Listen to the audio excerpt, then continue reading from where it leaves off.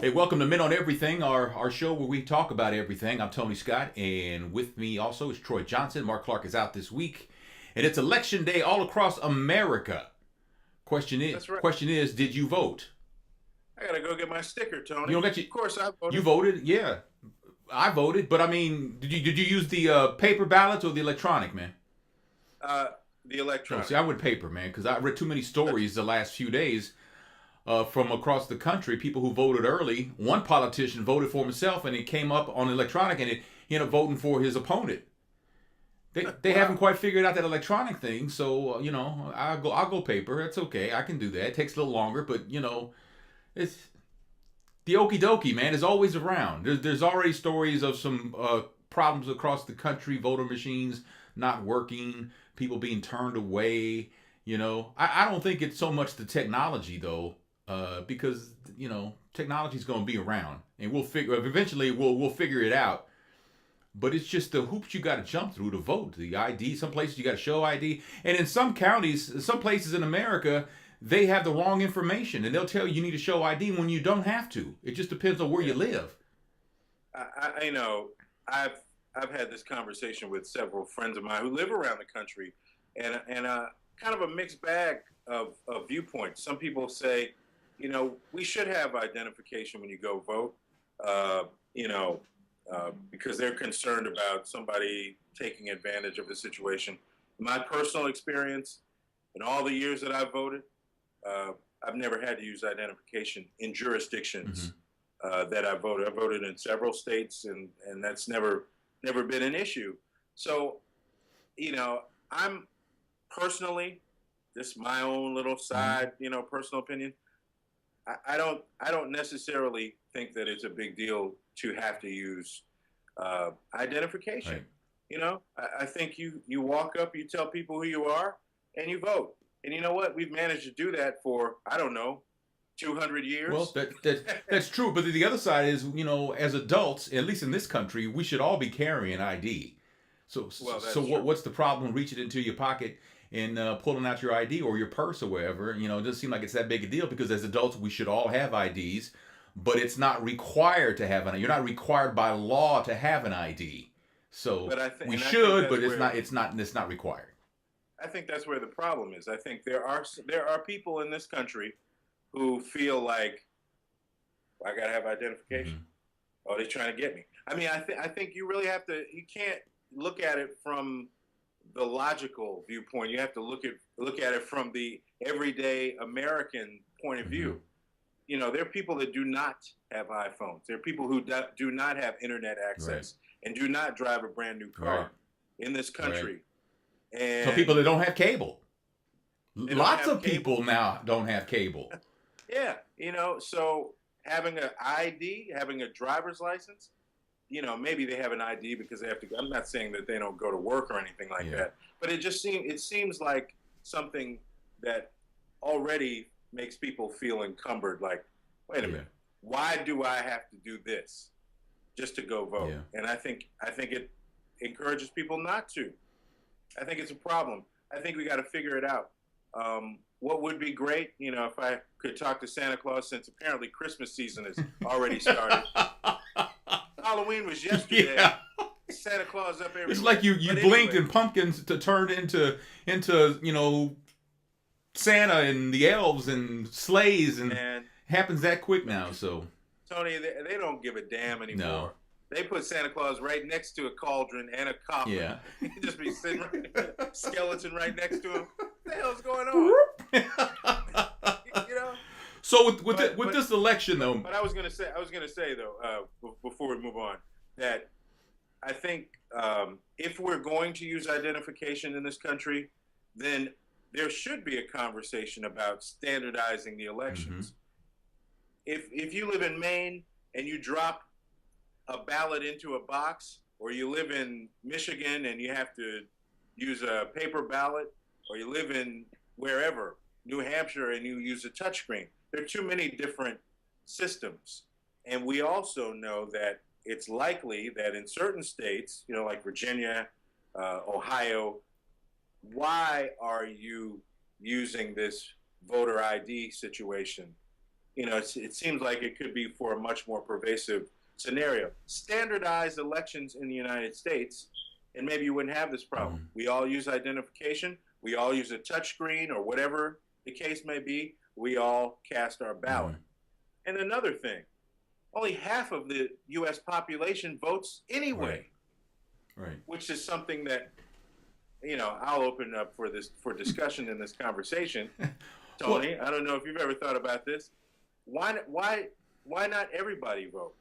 Well, but Let's just make it mandatory. But that's how can you make it, man? You can't make someone's right mandatory.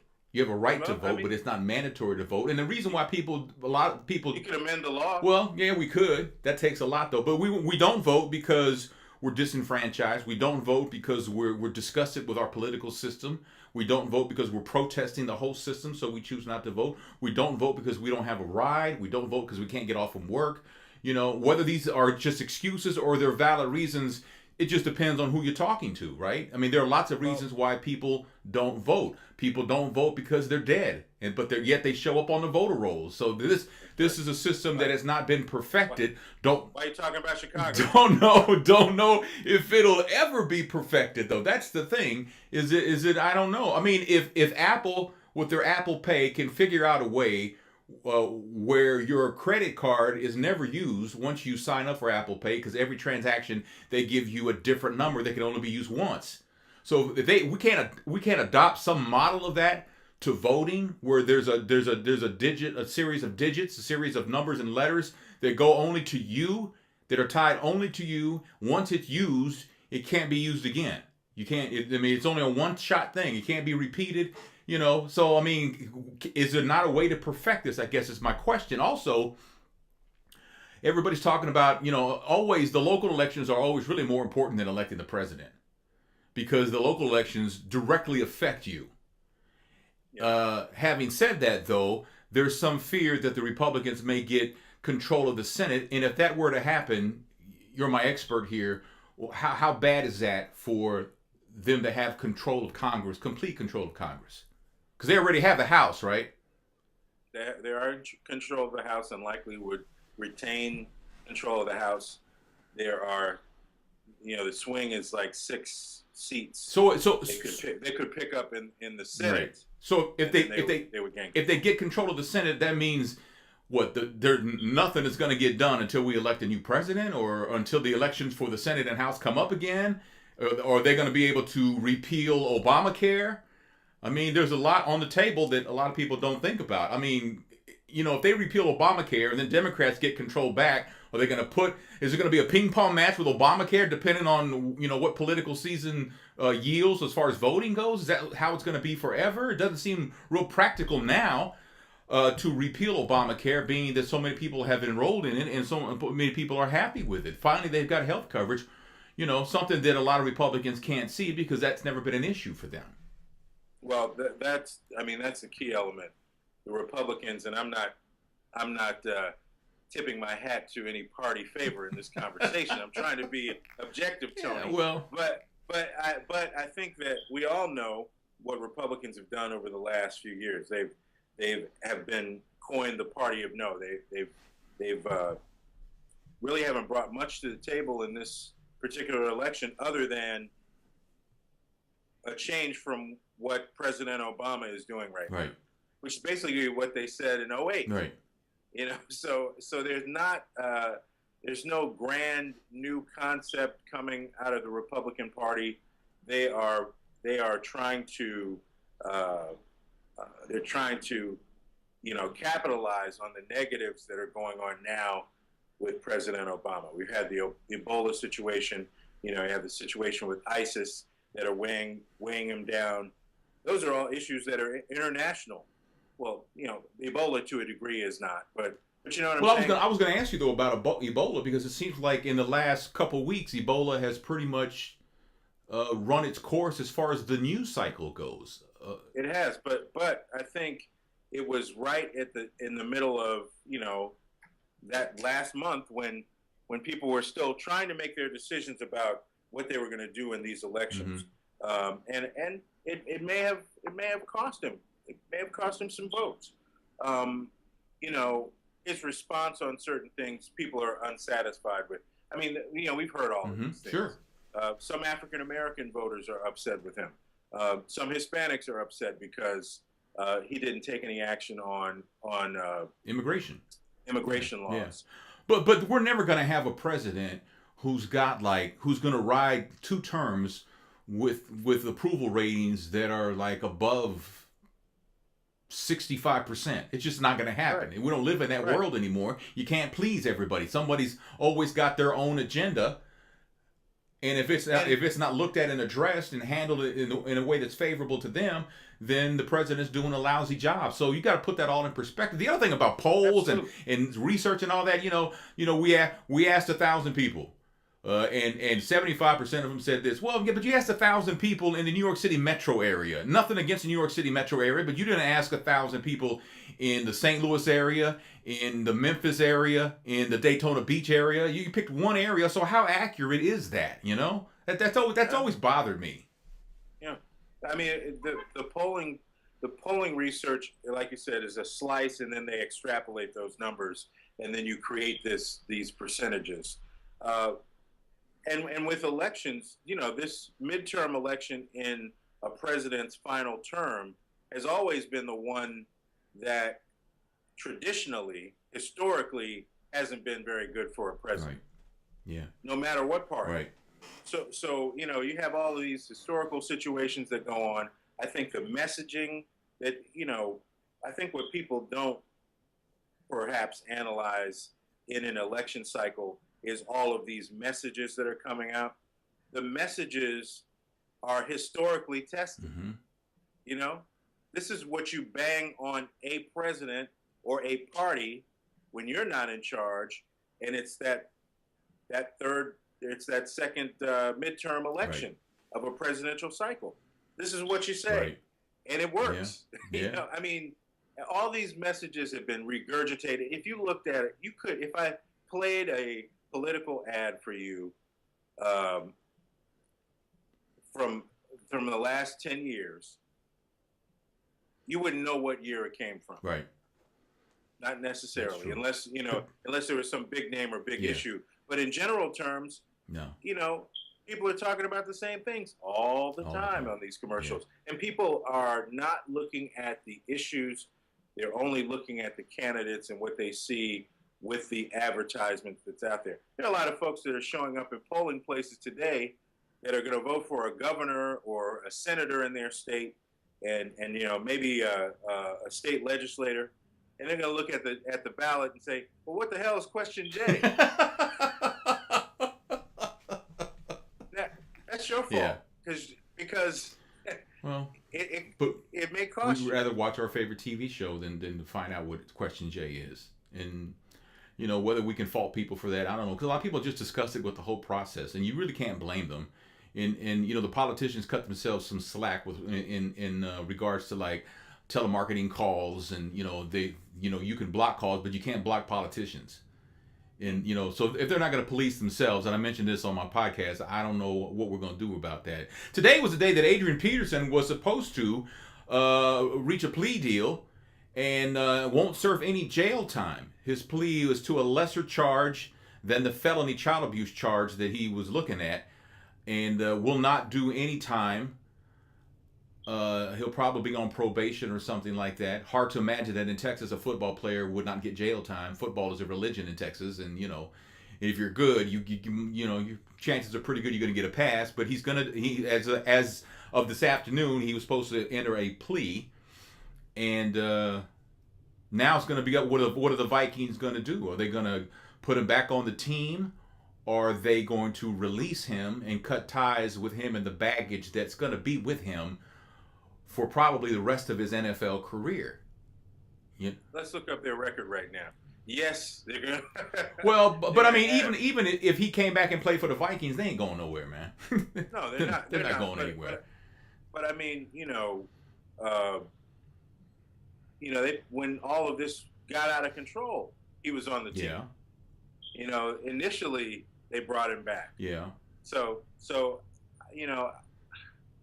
I don't know. I'm interested to see, it's not only about what the Vikings do, it's about what the NFL does.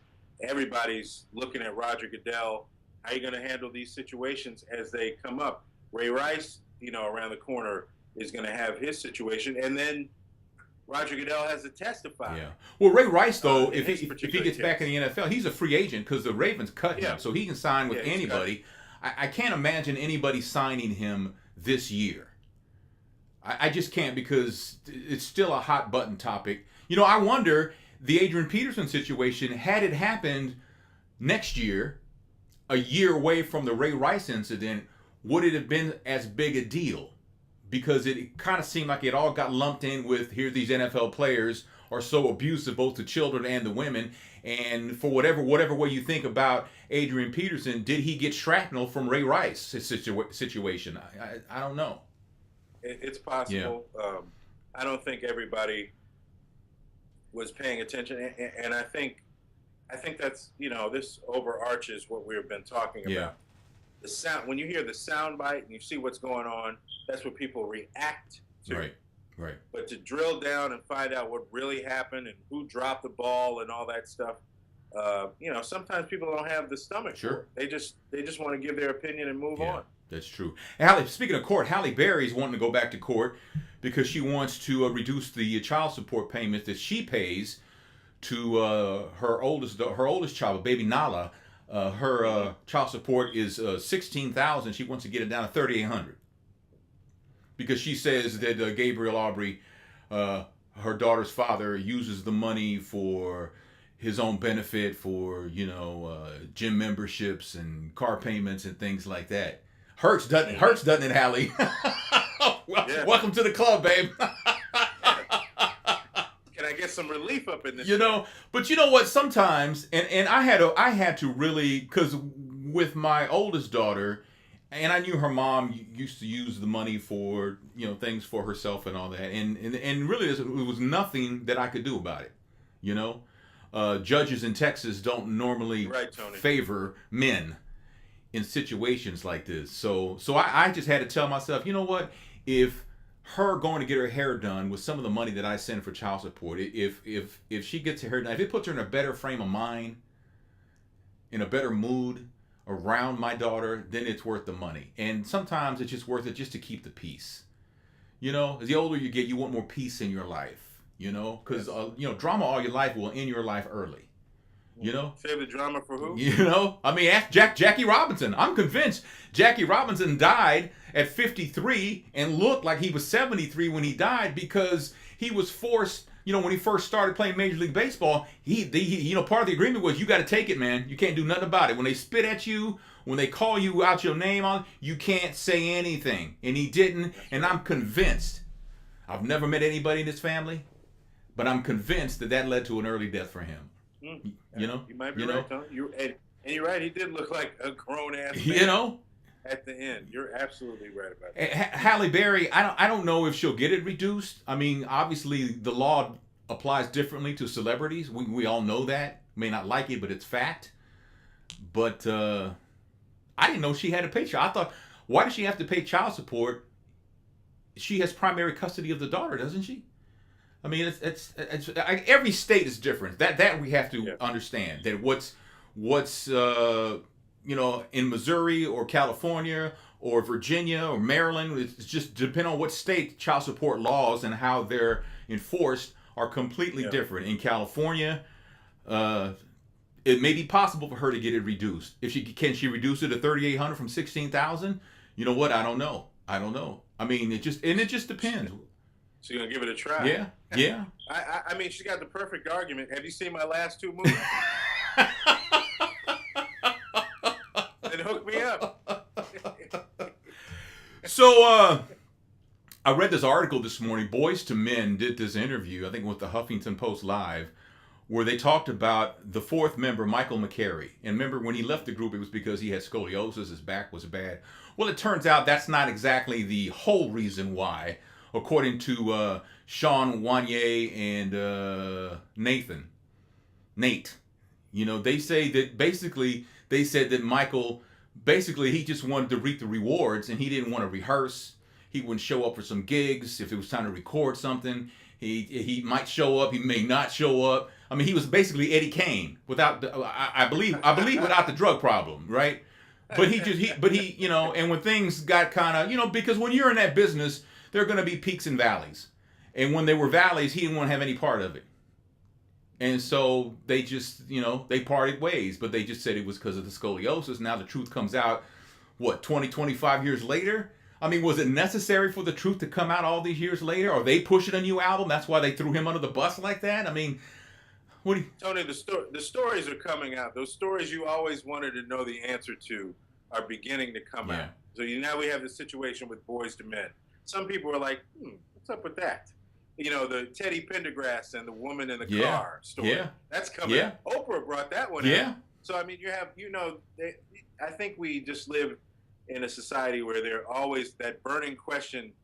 And the ones that have gone for centuries, you know, we just go deep, are starting, people still want to know the answer.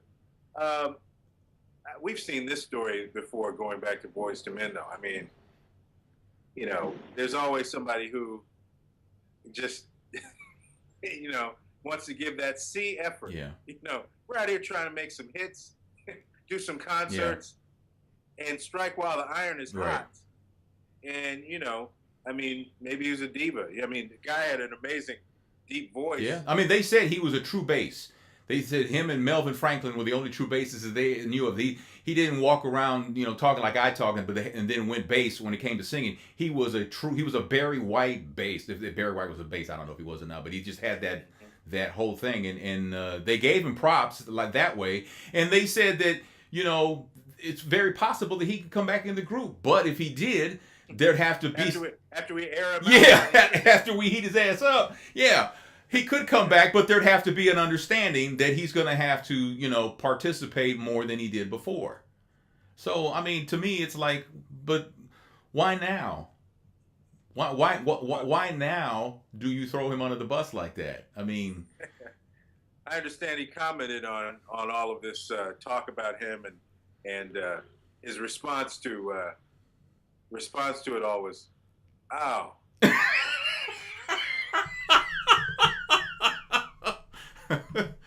Oh, girl. It really hurt. It really hurt. Y'all really hurt me deep. Man. So they did a survey, man, of the a year-long study of the 10 catchiest songs of all time according to science. Science! It blinded me with science. And let's see. Number 10 was I Don't Want to Miss a Thing by Aerosmith. I've never even heard that song before. Number 9 was The Human League, Don't You Want Me. Okay, well, that was it one of the top 10 catchiest songs of all time, though? I don't think so. How about Whitney Houston? If it came on, you'd probably sing it. Don't you want me, baby? Number 8, I Will Always Love You by Whitney Houston. Number 7. Oh, that's a catchy song. Number 7, Beat It by Michael Jackson. Could have been higher on the list. I think Billie Jean was more catchy than Beat It. I think Thriller was more catchy than Beat It. Number 6, Roy Orbison, Pretty Woman. Great song. Yeah. One of the top 10 catchiest of all time. ABBA, SOS.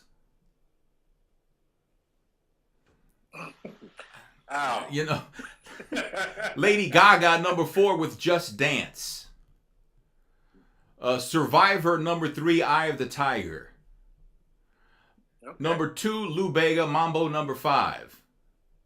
These are the top 10 catchiest songs of all time from a science perspective. And the number 1 was Wannabe by the Spice Girls. If you want to be my lover. I don't know, man. Tony, please give me, you gave me the list, please give me the phone number to these scientists. and also the drugs that they've been using. The Spice Girls is the most recognizable according to the study test, taking study participants just 2.29 seconds to pick out the song. No. Well, you know what? Here's what you need to do. 1,000 hit songs from the past 70 years. That's ridiculous. What they need to do is call these advertising agencies, and all the songs that they've used on the on commercials over the last 5, 10, 15 years, those are the catchiest songs. Yeah. Because they have instant recognition. They tie in with the product that they're selling. I think they do a much better job of finding music that really coordinates with what they're trying to sell. Well, I mean, again, it goes back to. I mean, the Target commercials alone would do the job. And then it goes back to the group of people you asked. I mean, I was on Twitter. I talked about this on the podcast a couple of weeks ago. That this guy he tweeted that Bobby Brown, Whitney Houston, Mary J. Blige, and Usher have had the greatest R&B albums of all time.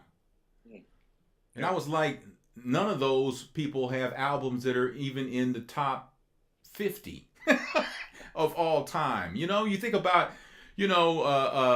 what's this guy's name? Robbie Brown?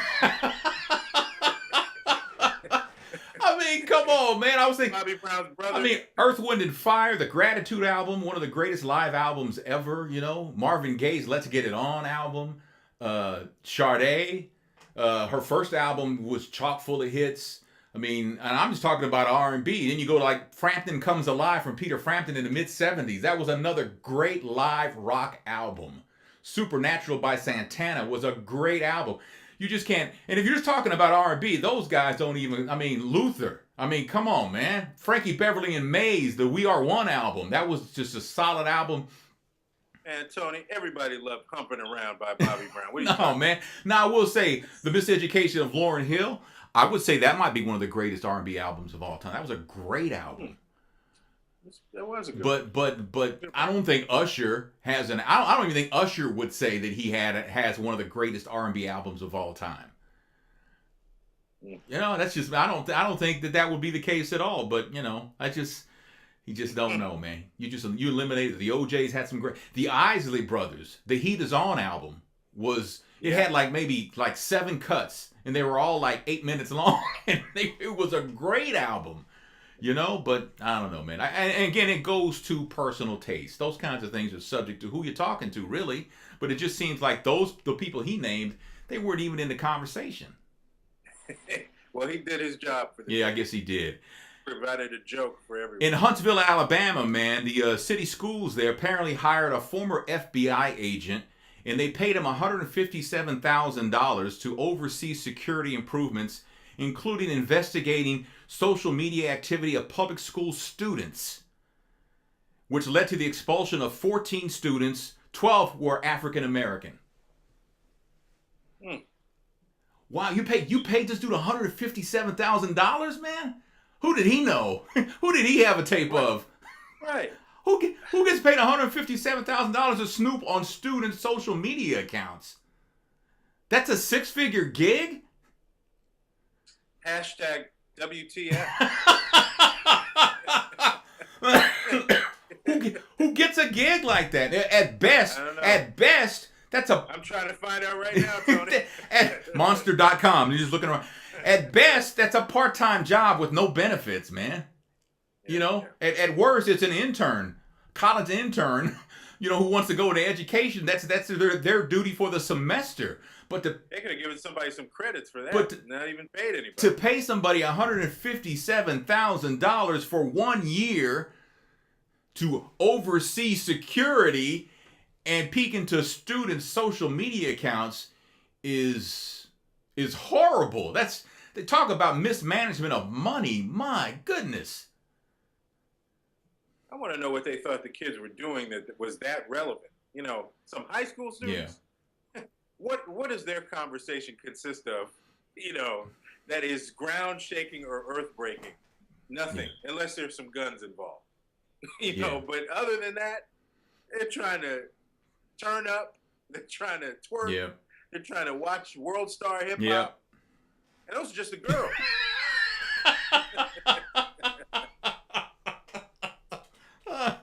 Well, what do you got, man? You got anything? I got nothing, Tony. But I do want to go one point before we get out of here. When we were talking about the election, I had a conversation. I was in Athens for the Olympics. And I had a conversation with a guy who was a cab driver in Greece. And he said to me that The voter participation in Greece is 97%. Wow. Why? 97%. And I was like, what? Well, first of all, it's illegal to not vote. You have to participate. Okay, so if you don't, what happens? I don't know. Maybe you get a fine or something like that. And that's fine. You don't want to vote in America. Just imagine if we had a law like that. $100. $100 and you don't have to vote. That's right. So half of America does not vote. They pay their $100 fine. We in the deficit. that day, every election day, we clear the books. Clear the books. You either participate one way or the other. Right. Something to think about. That is something to think about. Yeah. I rode with a cab driver one time in Atlanta when the Rams were playing the Super Bowl, when they won the Super Bowl against Tennessee. And he told me that the Rams were going to win and it was going to be close. So this is before the game. His name was, we called him Pyorrhea Joe.